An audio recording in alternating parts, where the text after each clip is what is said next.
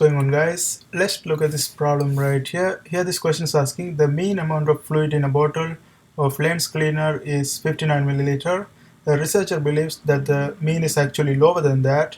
15 bottles are sampled and the mean is found to be 58 milliliter with a standard deviation of 1.2 milliliter. Test the claim based on this information at alpha is equal to 0.05. Now here we are going to do the p-value approach, and these are the steps to follow in order to do this problem. The first step is write down a shortened version of claim. Now let's go and put the given information one by one. The first one is given, that is the mean, that is mu value. Mu is equal to 59, and then the second paragraph, like second sentence says, a researcher believes that the mean is actually lower than that. So this is our claim. Claim is lower than 59. So this is our claim. And the third sentence says 15 bottles are sampled. So this is our sample number, n is equal to 15. And then after that it's stated that and the mean is found to be 58 milliliter. So this is our x bar. X bar is equal to 58 with a standard deviation of 1.2 milliliter. Standard deviation is equal to 1.2, and then we have the alpha value, that is 0.05. Okay, now we have stated the claim already, that is lower than 59. Now let's go for the next step.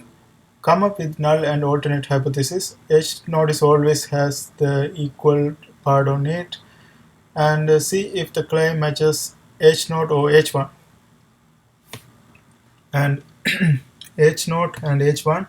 So here what does this mean is, like when you have H naught, it always come up with less than or equal or greater than or equal. That's why they are saying that H naught always has the equal part on it, right? So if it doesn't have, like if you see something like less than, greater than, or not equal to, that is definitely under alternate hypothesis. And here in the claim you can see that this is lower than 59, so we put this sign. Okay, this sign comes under alternate hypothesis. So we are going to put mu is less than 59, and therefore the claim is under alternate hypothesis. And if the alternate hypothesis is this one, the null hypothesis always opposite of this one. So null hypothesis is going to be greater than or equal to 59. Okay, now we have figured the claim goes under which hypothesis. Now the next step is find the p-value. Now to find the p-value, I'm going to use this one. Okay, so let's go to this one and click stat. After that we have to select the test and then t-test, enter, and after that stats, and here we have to put, okay, mu 59, that's our mean value, and then x bar is 58 right here, and the standard deviation is 1.2 right here, and number of sample, that is 15 right here, and this is lower than 59, so that's why I selected this one. And after that just click calculate, go down to calculate and click enter. So you will see the results. So here we are looking for the p-value, right? Not the t-value, p-value.